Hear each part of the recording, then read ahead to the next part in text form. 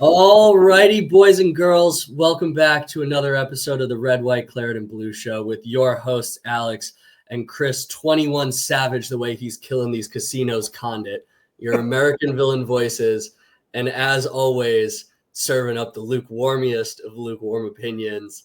Go follow the socials linked in the show notes.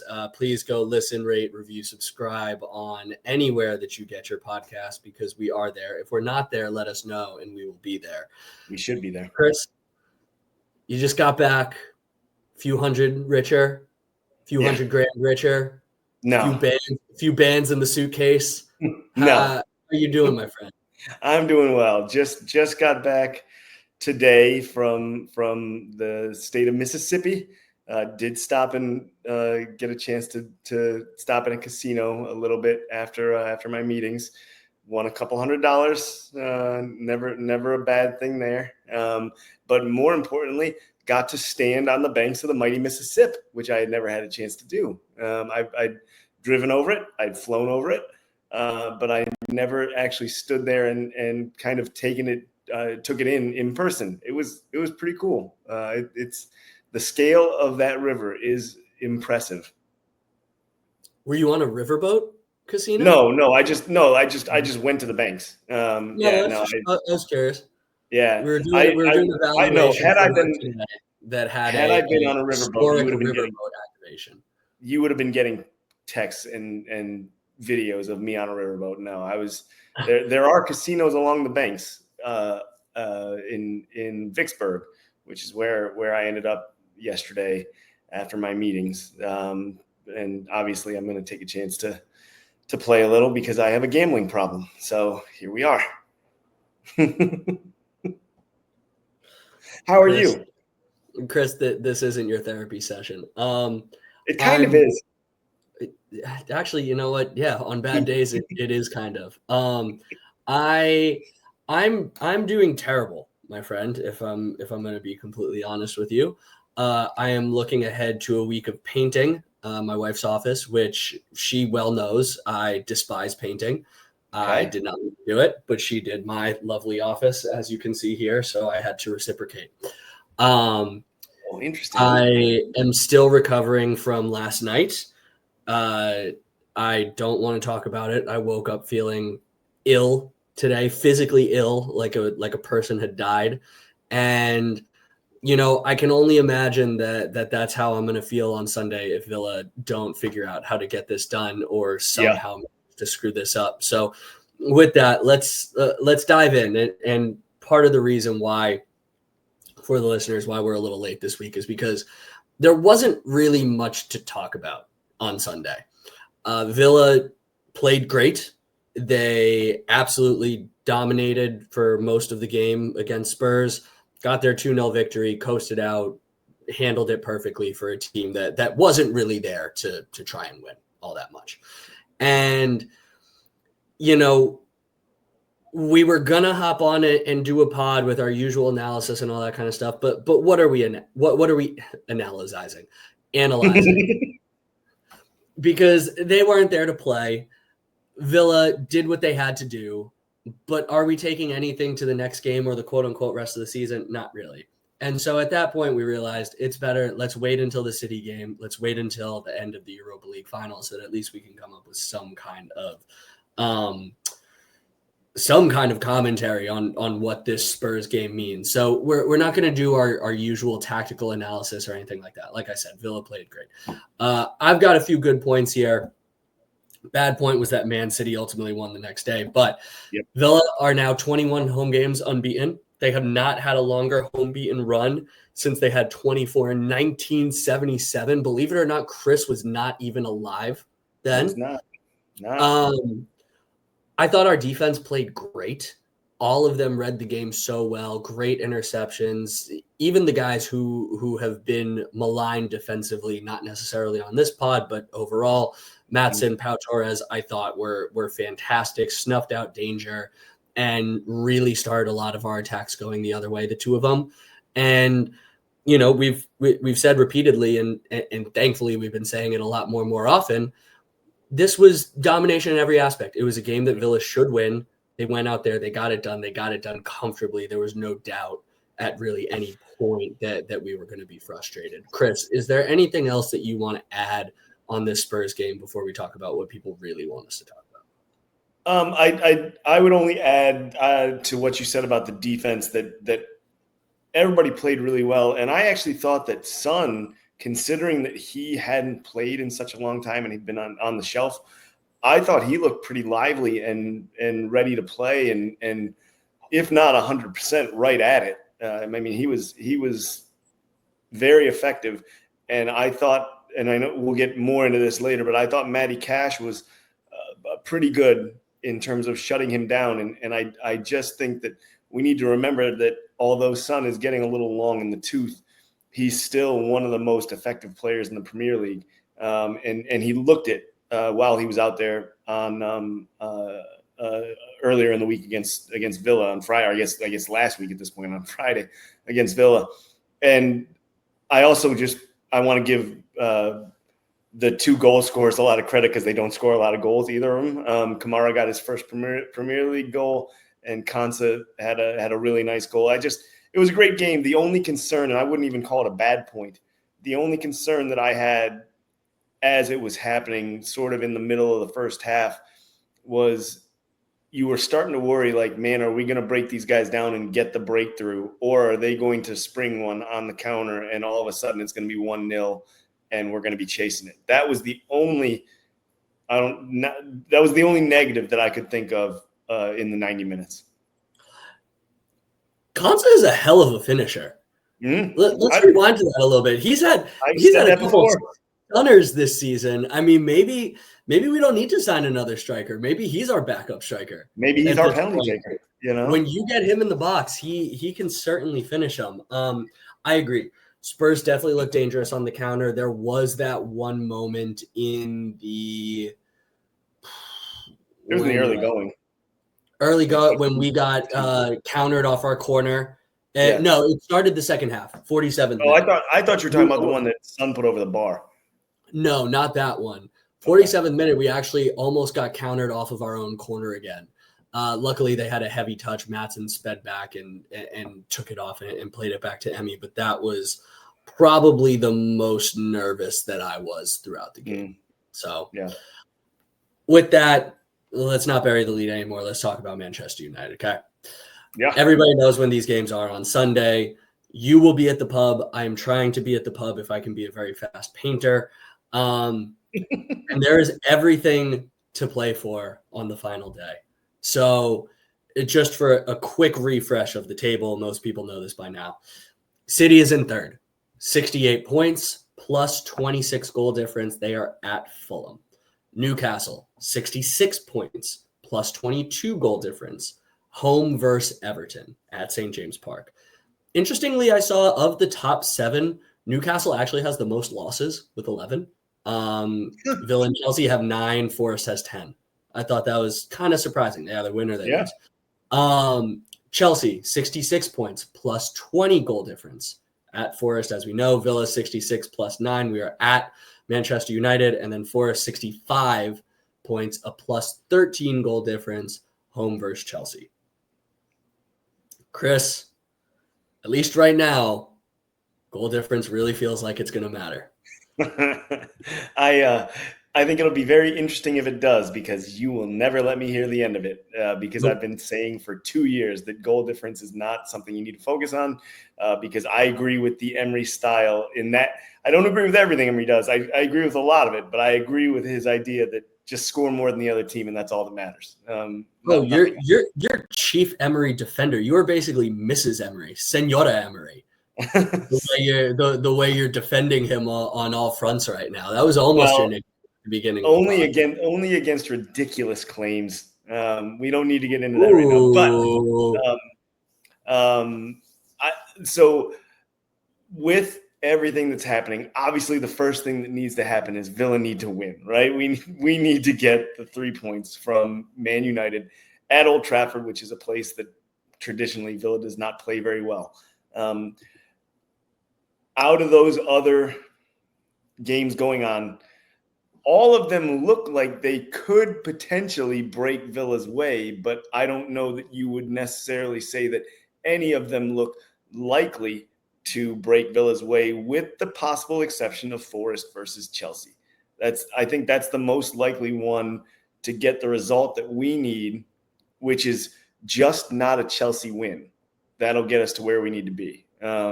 So I am a huge Forest fan on Sunday. I'm rooting for everybody that's playing teams above us, but because of Chelsea's recent form, because they've got the Conference League final coming up, right? They have all these other things to focus on.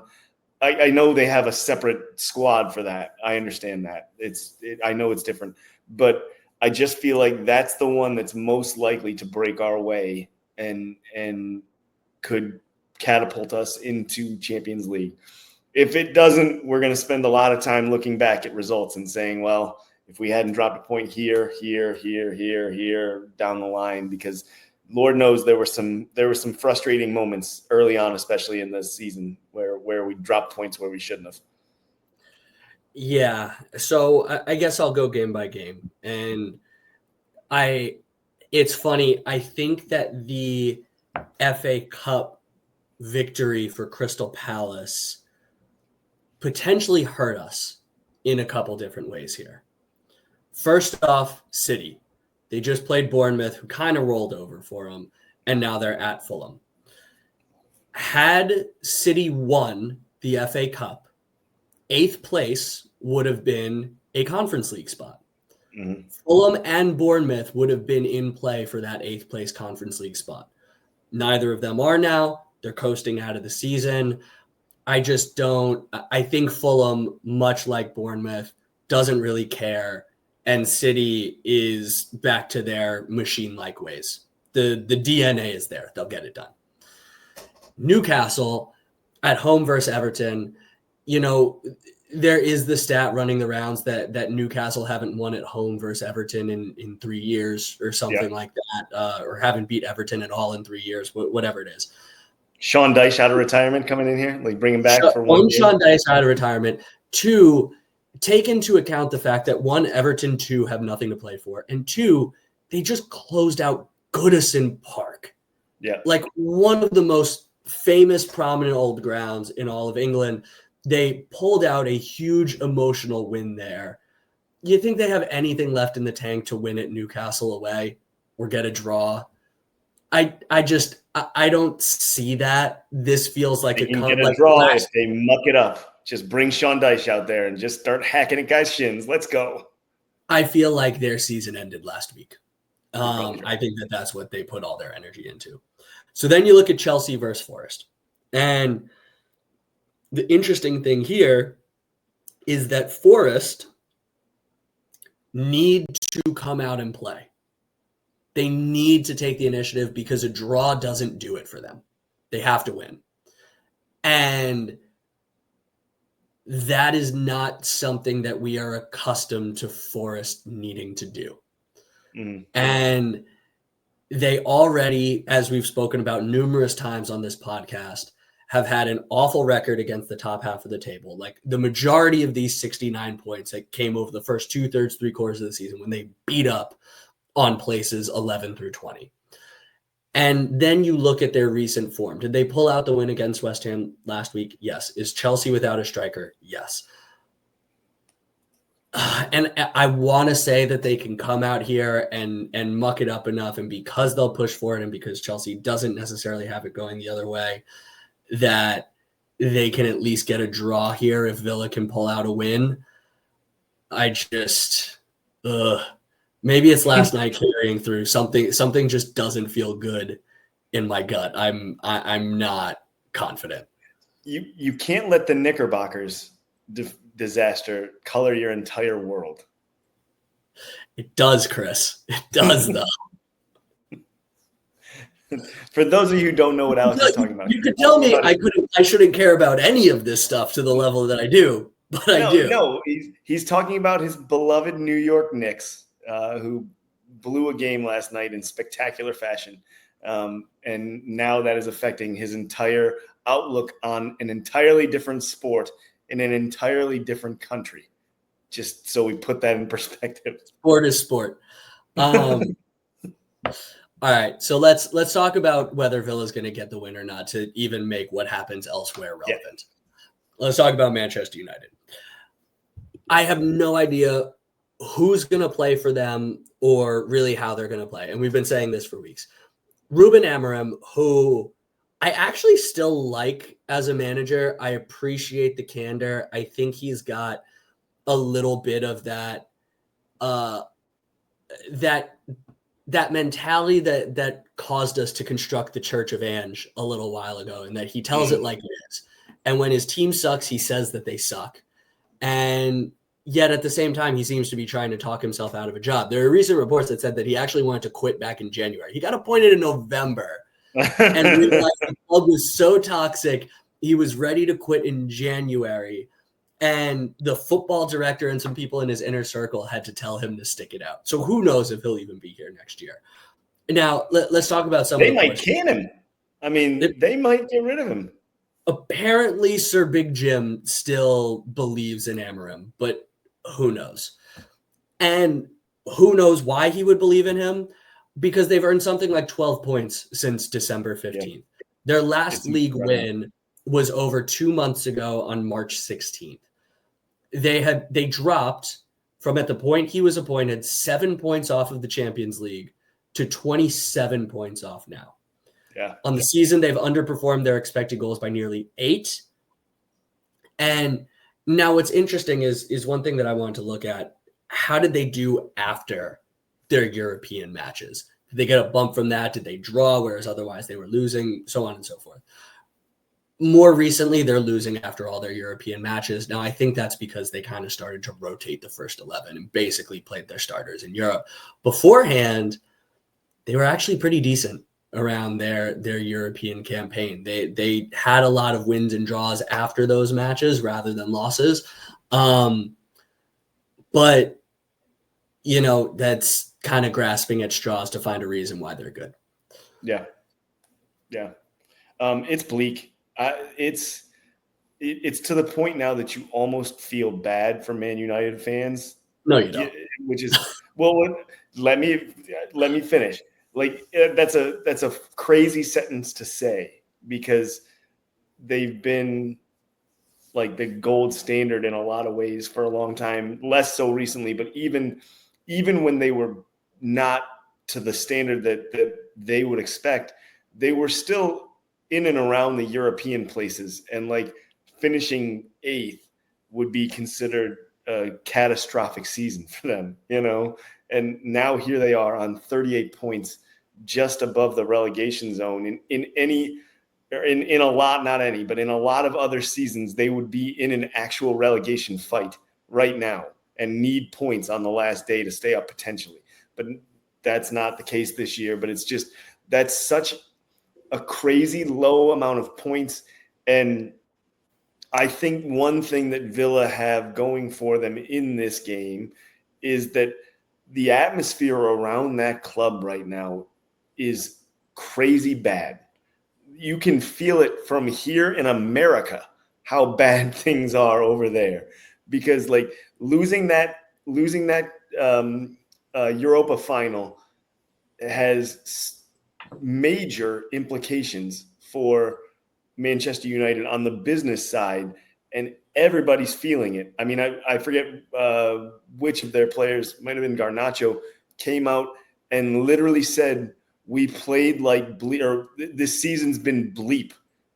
Like he swore in an interview with the press, talking about how bad their season is. It's one of the worst situations I've ever seen in the decade and a half that I've been watching the Premier League. It's incredible how bad things are over there right now. And Ruben Amorim, whose name I can never say, it almost seems to be throwing his hands up, because he was suggesting that he's going to maybe play the kids in this game. So we have no idea what's coming here on Sunday or what he's going to do. It's crazy how bad things are for them right now. And financially, I don't know that they're going to necessarily be in trouble, because they're still Manchester United, but that loss in Europa cost them like £100 million, and they've got to pay back £10 million to Adidas because they have a clause where if they don't qualify for Europe, they have to pay Adidas £10 million. And they failed to qualify for a European competition. So that's just more money coming out of the club. And their debt, by the way, has reached £1 billion. Most of it loans to the Glazers. Like this, the finances of this club are maybe in worse shape than the on-field product right now, and that is saying something. It ain't gonna get bigger when they build a new stadium either. It's funny that you mentioned the amount of points that they have, because you're right. Until the last 2 seasons, 40 points was the mark for safety. Yeah. And sometimes it wound up being 36 or something like that, but it was like you have to hit 40 points to be safe. And they have not hit 40 points. Manchester United. Now, they played against Tottenham. Can you imagine in a normal year if this was a relegation battle, Tottenham win, and then there is a team in the championship playing in the Champions League? That's my dream. Would that be? That's my dream. That's what I want. The difference between championship and Champions League is already confusing enough for casuals. It would make their heads explode. And I'm shocked on a related note. I'm shocked that UEFA haven't come out and already changed this rule so that winning Europa only gets you Europa next year.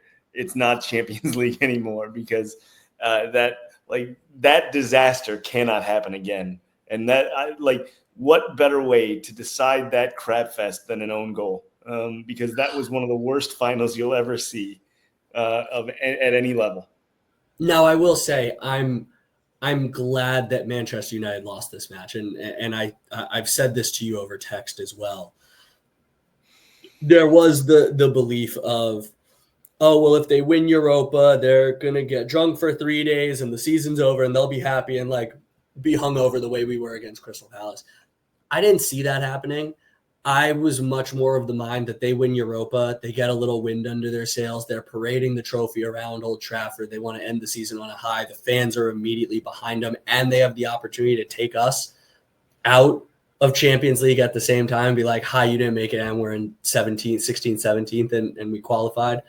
Now they lost, they're broken. To your point, Amarim's like, what's the point? I might as well play the kids. That at least gives us, that gives us even more hope, even if you put all these negative stats aside that I just read. Now, you know me. I never like to jump too far to one side of the equation. So I tried to look for anything that would say, hey, Villa fans, don't get too cocky here and think that the win is wrapped up. And you could look at our record at Old Trafford over the past 30 years and see it for what it is. But if you look at it more recently, because I don't actually put too much weight in previous years' records at places, despite all the losses, again, haven't won in over 2 months since March 16th. They've actually won the expected goals battle in 5 of their last 8 games. And in those same 8 games, they've only given up more than 1 expected goal 3 times. Is that including the Tottenham game? That is including, yes. Yes. I mean, Tottenham didn't that was like a 0.9 to 0.9. Yeah. Point is, they at least seem to be compact defensively. Are they going to be in a game that doesn't matter? Again, we don't know. But if you're looking at a team that held us to a 0-0 draw earlier this season, by the way, and saying Villa need to go out there and get a win, this isn't a team that's necessarily giving up a ton of opportunities where you then say, well, hey, there's going to be goals in it, and we just need to score more goals than they do. Right, yeah. They play a 3-4-3, so there's going to be 3 center backs matched up around Ollie Watkins. But other than that, I don't know. What do you think? Do you think Amarim just throws his hands in the air and plays the kids? I do. Like, based on his most recent meetings with the media and what he said, he's suggested that he's going to play some of the younger players, and there may be a debut as well. of I think like a 17 or 18-year-old kid. I mean, to some extent, I understand that logically as a coach. Like, this is a disaster of a year. And yeah, that almost worries me more. Well, yeah. Right. So that I was going to get to that actually. Like, if you're going to try and create something, if he's still here next season, he's got to figure out what out of this he can make into some sort of thing that looks like Manchester United. Because right now they don't. So he needs to find players that he can shape into what he wants to play. The only thing that and so I understand where you're saying that it concerns you if you inject the youth in because they would have no prior, they have energy, they have enthusiasm, they have energy, they have enthusiasm, and you can't game plan for them. Right. Look at what happened when Villa played all their kids against Mo Salah and Liverpool, right? Like, they were in that game for a while. Yep. So I understand that concern, but ultimately, like, Villa have a better side, kids or not. Villa are the better side, and Villa need this game, so they need to play like it. And I would expect to see the same sort of thing that we saw against Tottenham, where it's dominance and it's Villa taking the game to Manchester United and winning, because this is any other result other than a win is not good enough. So I understand the trepidation to some extent, but at the end of the day, if you look just straight 11v11, there aren't too many players on Manchester United that you're swapping out for the Villa player on the opposite side. Not at all. Yeah. Are you changing anything from the starting lineup at Tottenham? No. I actually have the exact same lineup in there. And I would be surprised if there were any major changes to that because it was effective, because Emery doesn't make changes when things are going well very often. I think we're going to see the exact same starting 11. I agree. Same 11, try and get on top early. I think, though, if we go into the half 0-0, depending on how the game is going, you could see some halftime substitutions. Daniel Malen in there. One bad thing from the game, I don't think that Ollie Watkins' first touch was all that good against Spurs. He had a few opportunities that I think he could have done better with a good first touch. So if he's looking a little off, Emery has not shown any reticence to yank him out of the game. So I think this could be an early Daniel Malen opportunity. Jacob Ramsey obviously back after suspension, so he could be another early sub if we're not necessarily getting much out of Marco Asensio. But otherwise, Chris, I guess, give me your prediction for this game, and where do you think Villa are going to finish? I think that it's 2-0 Aston Villa, but I think Villa finish outside of Champions League, and we will be in Europa. You think Chelsea and Newcastle win? Mm-hmm. Yep. I think you're going to be telling me that I should have been paying more attention to goal differential all season by the end of this. But even if that's the case, and you would be right, if Villa win, that's more points than we achieved last year, because we finished last season at 68 points. So even though we wouldn't be in Champions League, there is progression there. And it doesn't feel like it, does it? It doesn't feel like we are in a position to achieve more points than we had last year, because this season has just been so up and down. But now the run we've been on since March is really what has catapulted us, up the points table. So I feel good that Villa are going to win. I do not think we're going to get the results that we need. I think that Newcastle and Chelsea are both going to win. And I think maybe 3 weeks ago or 2 weeks ago, I would have said that Forest were going to beat Chelsea. But I don't think that's the case now. Yeah, I think we're looking at City winning 3-1. I think Newcastle is like a 4-0 victory over Everton. Chelsea is going to be hard fought against Forest. I think it will go much similar to Manchester United. I think we're going to think that we have it until about the 80th minute when they put one in and win that one. If that happens, I'll be dead. I'll be crushed. Yeah. I don't see Forrest creating enough against Chelsea. And, again, no striker. I get it. There's enough talent in that Chelsea team to just bundle one over, especially with how fragile Forest have seemed recently. And I do think that we will beat Manchester United. I think it will be a little more tense and difficult. So I think it's going to be a 1-0 victory. But much like you, I think we're finishing in sixth place. Which, to your point, still progression, 3 years straight in Europe. And you see the run that we end on. There's a lot to be proud of there. Yep. And we'll get into the financial differences in the summer when we need some content, because that's another ball of wax that we don't need to get into at the moment. But top 5 would be much preferred in this case. Yes. All right. Should we infiltrate the Villarati? Let's do it. All right. First take. Asensio season thinks that 67% of Spurs attacks going down their left flank means Matty Cash sucks. He actually did say something like that. It's not the exact thing. I don't know who this guy is. We think it's Kessler season's burner or second burner. Because isn't Kessler season essentially a burner? Yes.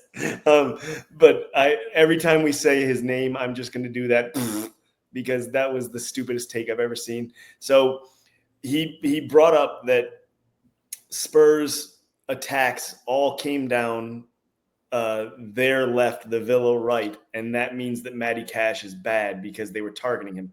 Never mind that's where their best player was in Son. And then after that, when Son got substituted sometime around the 70th minute, it was Dominic Solanke over there. So again, the player that they're going to utilize to drive the attack is on the left.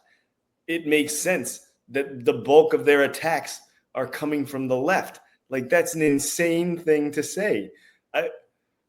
Of course that is. So if anything, that statistic, given that I think Son had 1 shot on target in the entire game, probably should have had 1 more, but we didn't surrender a goal. Like, that statistic shows that Matty Cash did well.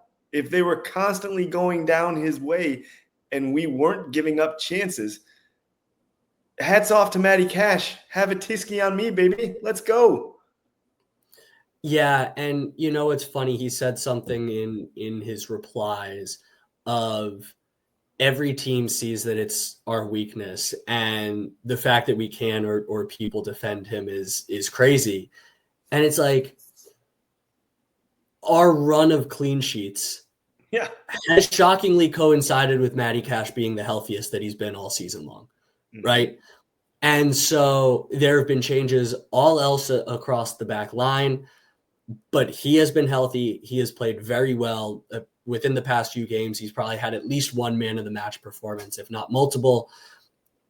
I'm fine if every other team wants to think that is a weak spot for us, because to your point, we're keeping clean sheets. We're fine. He's playing great. He put in a beautiful, again, left-footed, by the way. Maybe you should play left back. Left-footed cross in for Ollie Watkins that just wound up skipping off the top of his head. He's been fine. This is so stupid. Like you said, their best player is out there. Of course, that's where a majority of their attacks are going to go. Yep. Next one. Numerous accounts are saying some version of Emi Martinez was second choice at Arsenal. We just need to scout the next Emi Martinez. Simple. Yeah, it's that easy. Just find an undervalued goalie that nobody that a team doesn't want or doesn't put the value in that we see. And he ends up being the best in the world in the next couple of years. Sure, let's just do that. Right? Do that. How easy is that? One of the reasons that I don't like social media is because of things like this. Like, you just see people who boil things down to these idiotic observations that, like, of course, like, we would love to find the next Emi Martinez that is currently his, like, the second or third keeper at a club that they just don't see it. But that doesn't happen on a regular basis.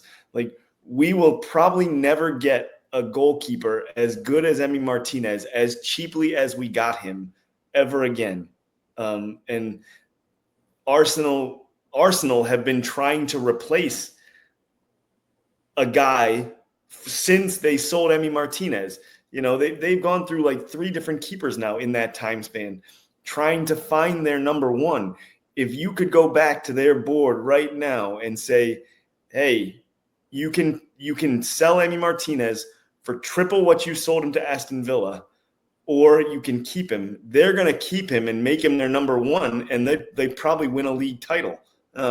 It's this idea that we're just going to be able to pluck a world-class goalkeeper out of the bin is insane, and I don't understand how these people think. No, and there is a lukewarm way that you can have a version of this take.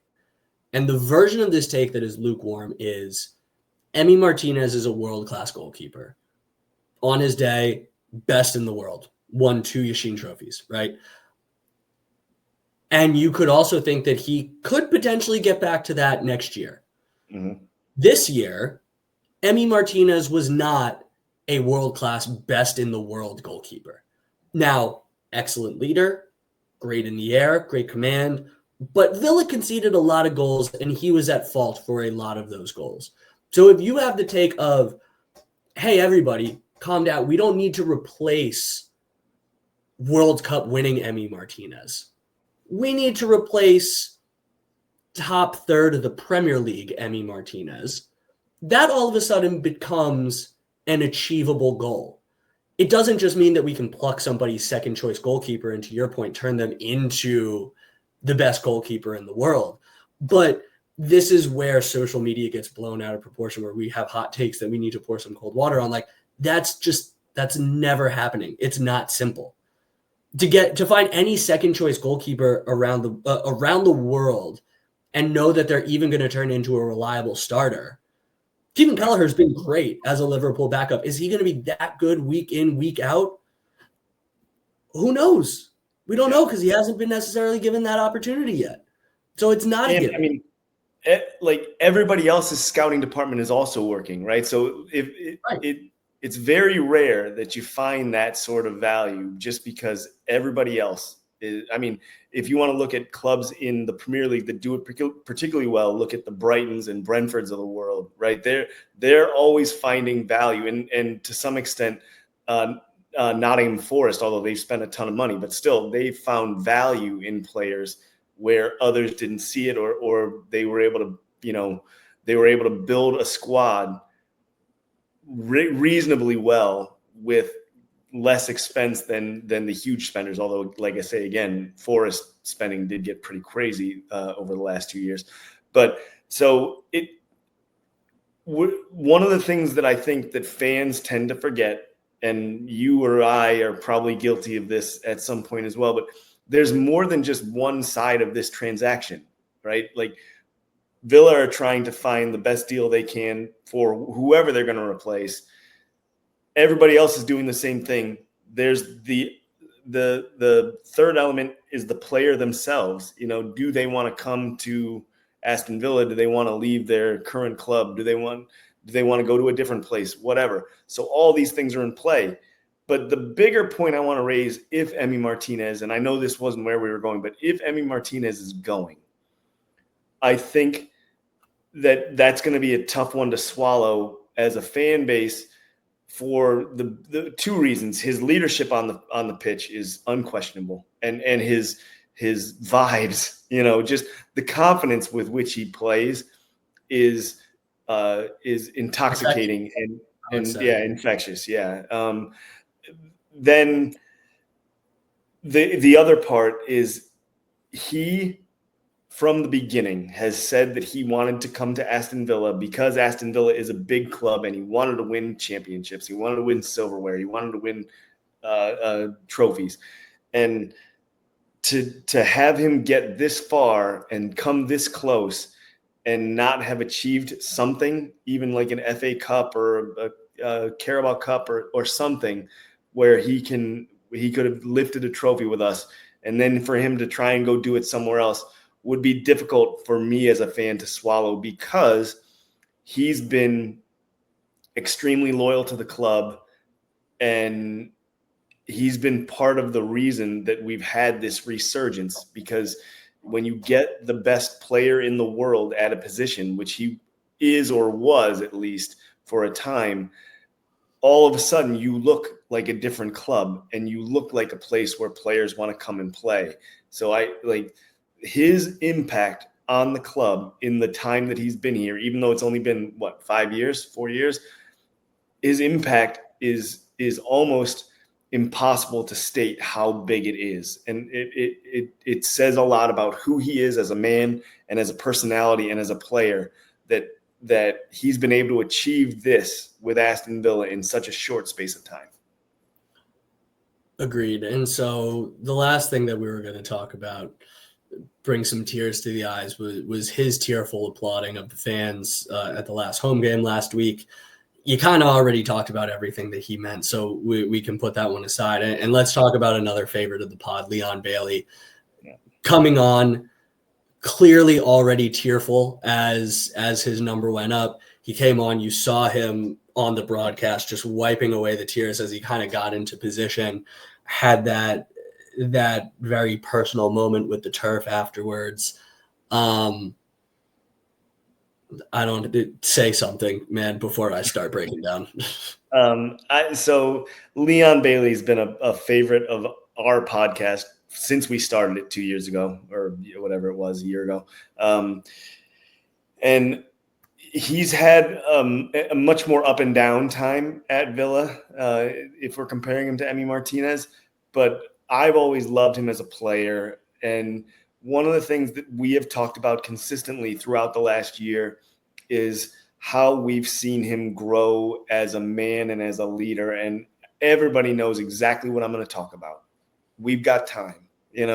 That moment in Lille when he comes on the pitch and he's shouting to the team on the pitch, "We've got time."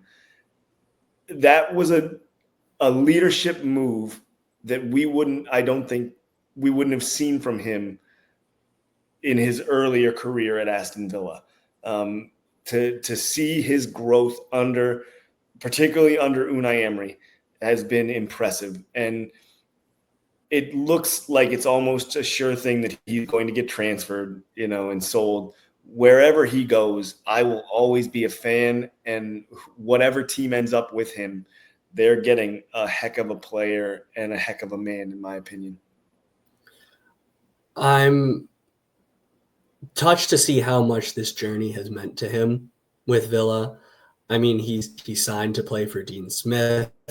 He had that run under Gerrard, and then ultimately has, under Unai Emery, one of, if not the most exciting seasons I think we've seen, at least in yours and my fandom, of Villa players. And actually, I felt vindicated in feeling this when John Townley said essentially the same thing on the Claret and Blue podcast earlier this week, that Leon Bailey last year was one of the most impressive, incredible seasons that we've seen from a Villa player. I don't know how he didn't win Player of the Season, candidly. Right. He was our player, right? Yeah.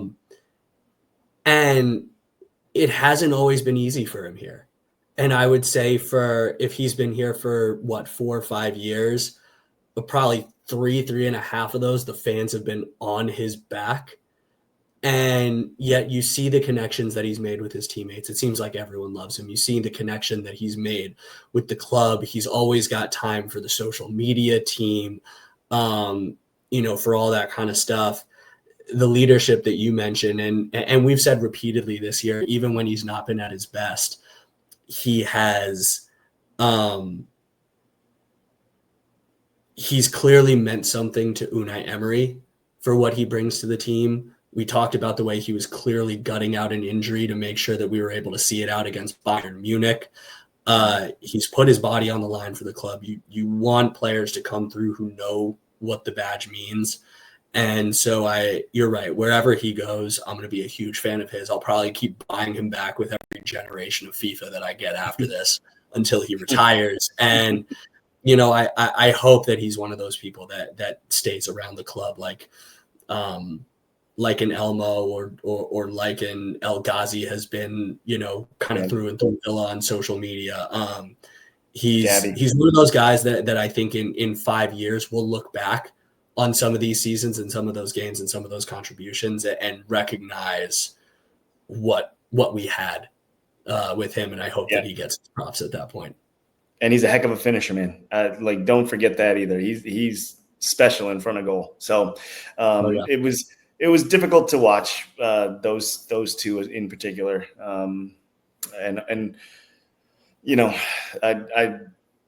We'll talk more about the transfer strategy after Sunday. But for now, we're on to Sunday and we're on to Old Trafford. Yep. And hopefully you and I are both wrong. And so until then, we will say, hopefully I'll see you in person to say this on Sunday. Up the Villa. Up the Villa.